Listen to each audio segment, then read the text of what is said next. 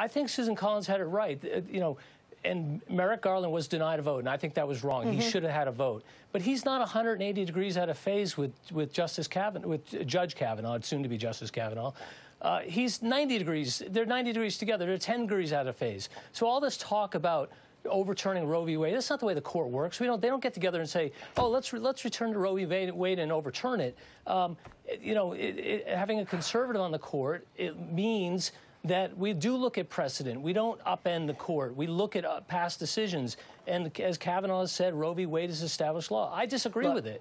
But I don't think he's going to get in there and as one justice is going to be able to overturn Roe v. Wade. I just don't think that's going to happen. I'm not even going to ask you a question, Zerlina, because you've been shaking your head. Just go.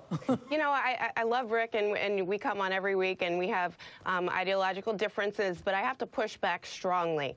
The way that it will work when Justice Kavanaugh is confirmed, if they vote later today to do that, is there are bills in state houses right now ready to be passed. For example, in Iowa, there is a heartbeat bill that essentially says as soon as you can hear the fetal heartbeat, that means that you cannot have an abortion after the fact. Many women don't even know they are pregnant at that point. It outlaws access to abortion and many forms of contraception and IUDs. So the idea that you have to actually completely overturn Roe v. Wade is actually a red herring, because in practice, that's not how it's going to work for American women who already in states like Alabama, Texas, Louisiana, because of trap laws, another hindrance to access to reproductive health care, they are not going to be able to go and get their birth control pills, their Plan B. And so this is something that is broader than just abortion. Plan B is not a birth control pill, but okay, I hear your point.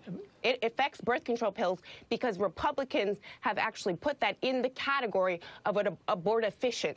They categorize it as something that actually induces an abortion, which you know is scientifically untrue, but these bills actually outlaw access to that, But Rick. Zerlina, scientifically, if you're looking at the pro-choice, pro-life movement, the pro-life movement, well, I say, you know, life begins at conception. No, it does not, Rick. And every single woman that has IVF treatments every time I argue with someone on this issue, then my question is, not a person. Then tell me when life begins, because that's the fundamental question. This is about people who believe in pro-life believe it is a taking of a life. And they should be able to make their own personal decision. Yes, it is not up to you or the government to tell women what they should believe and how they should access health care. Abortion this is a very long discussion, but at a minimum, we should be able to discuss when life begins. I'll go first. I believe it is at conception. I disagree with you, Rick. Okay, and in when your does it begin? If you ever have the choice to have a terminated pregnancy, when does it begin? Give me a 9-month window.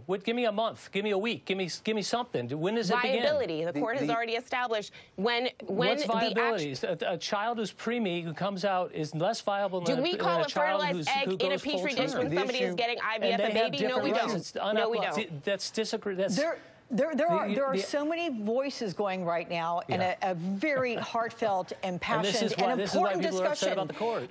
But I want to bring you into this, Joe. You've been quiet here. It's deeper than an ideological conversation. But this is about bodies. And also, I just have to add, Alex, one more thing.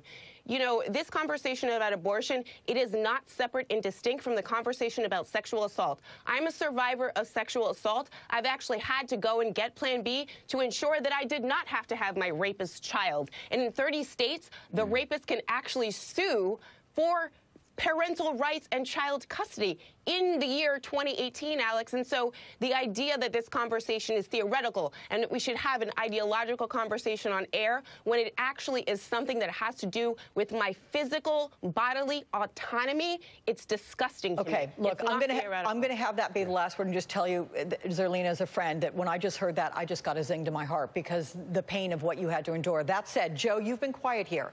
You listen to the rhetoric back and forth between Rick and Zerlina, for example, let alone the bigger picture here. And we're all friends, but Republicans, are they breathing a sigh of relief today? Or is there a sense of unease about how we have gotten to where we are ahead of this vote this afternoon?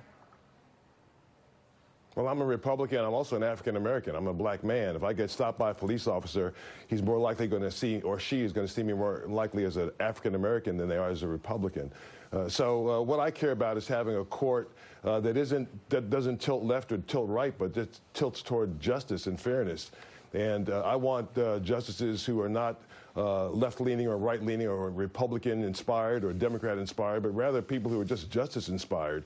So if there was anything that I took away from Senator Collins' talk yesterday, it had to do, what I really liked was the fact that she said, in her study, and she obviously did a lot of studying, Merrick Garland, the same thing that Rick said, Merrick Garland agreed with Judge Brett Kavanaugh 93% of the time on their decisions. And so maybe we know that this justice is going to be confirmed today. I mean, there's almost, we're sure that he's going to win confirmation today. Mm-hmm. The hope is that he's not just a blind vote for the right, or that he's not a political vote, that he's a justice, that he's somebody who metes out justice, who divides the law rightly, who does right by human beings without regard to color, without regard to gender, who loves human beings and does right by them. That's what we're hoping. That's what we're hoping. My hope. Listen, guys, I had a ton more questions, but we had an extraordinary conversation here. I want to thank all four of you for joining me. Still love You'll you all be back. Love you all, too.